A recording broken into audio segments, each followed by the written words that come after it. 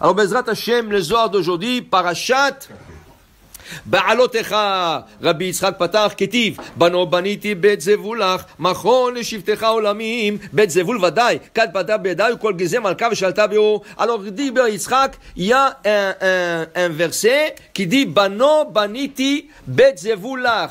Le roi Salomon dit, je construis une maison pour Hachem. Il dit ici, il a utilisé le mot zevul. D'où vient le mot zevul? Dit le Zohar Rabbi Yitzhak, il dit, rakia chad it écrit zevul. Il y a 7 cieux. Le ciel que nous voyons, et on nous appelons Shamaim, ciel, c'est le premier. Par-dessus ça, il y a encore 6. Il y a 7 cieux. Quelle est la distance entre chaque ciel? Dit la Gemara, dans Masechet Chagiga, la distance entre le ciel et si on marche. Si une personne aurait marché, c'est théorique. Si la personne aurait marché, ça leur aurait pris 500 ans de distance entre chaque ciel. Alors 500 ans, premier ciel, deuxième ciel, ça veut dire entre le premier et le deuxième, entre le deuxième et le troisième et le quatrième et le cinquième, imaginez-vous la distance, c'est ça la même distance, entre les 7 cieux. Parmi les 7 cieux, okay, il y a un ciel qui s'appelle Shehakim. Shehakim, lishhok, moudre. Qu'est-ce qu'ils font moudre là-bas? La manne. Dans le Shehakim, ils font moudre la manne et ils donnent ça à manger aux anges. Il y a un ciel qui s'appelle Ma'on. Quel est ce Ma'on? Le Ma'on, c'est quand il y a un mariage, la simcha se passe sur terre et la simcha se passe dans le Ma'on. Ma'on, regardez quand on fait Birkat Hamazon dans un mariage, dans les 7 jours après le mariage qu'on appelle Sheva Brachot, comment on dit? Sha simcha bim'ono. Bim'ono, c'est le ciel qui s'appelle Ma'on. Là-bas, il y a une simcha. Ici, le Zohar, Rabbi Yitzhak nous dit ce matin, il y a aussi un ciel qui s'appelle Zevul. Ken?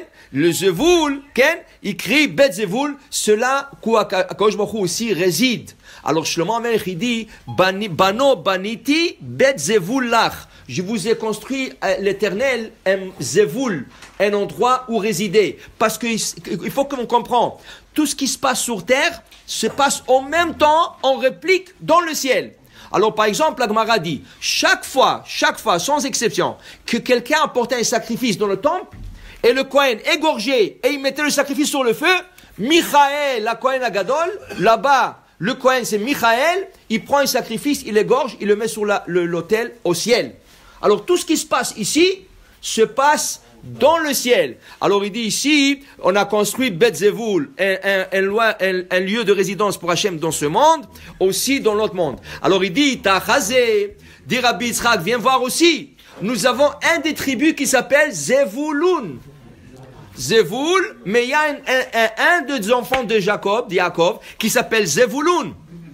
Ou le Zvulun Amar, et on disait au Zvulun dans la Torah, Semach Zevulun betzetecha, Visachar be'olecha, melamed ishtatfu kachada. Il dit, Zevulun, il a fait une association avec son frère Issachar. Zevulun, c'était un commerçant. Qu'est-ce qu'il faisait comme commerce? Il vendait le verre. C'est les Juifs qui ont eu le concept, comment fabriquer le verre. Après, les Goïms ont pris ça, ils ont développé cette notion. Mais le premier au monde qui a fait affaire avec du verre, c'est Zevulun. Où il a trouvé, au bord de la mer sur le sable, il a trouvé le grain qui brillait comme ça, il faisait le verre. Et il allait vendre ça à tout le monde. Il descendait en bateau. Mais puisqu'il était commerçant, il n'avait pas beaucoup de temps d'étudier la Torah. Qu'est-ce qu'il a fait? Il a pris son frère et dit, viens ici. Son frère de la même mère, et dit, Issachar, toi tu vas étudier pour moi je te supporte. Alors toi tu étudies, moi je supporte. Et là ils ont fait une association. Melamed d'ishtatefu kachada. Ils sont mis ensemble pour aller se faire une association. Ve'agar kerava, Zvulun faisait des guerres, Zvulun faisait des commerces, et l'autre, Issachar, Yativ ve'la'e boraita. Dit le Zohar, il y avait des jours où Zvulun ne faisait pas de commerce. Il n'y avait pas de clients. Des fois, ça arrive. Il n'y avait pas de clients. Il n'a pas gagné de l'argent. Mais il a dit, Zvulun disait, mais mon frère dépend de moi. Issachar dépendait de lui. Alors il a dit, comment je ne peux pas retourner à la maison et lui dire, hey, aujourd'hui il n'y avait pas de business. Le business allait mal. Qu'est-ce qu'il faisait, dit le Zohar? Il donnait de son pain à son frère.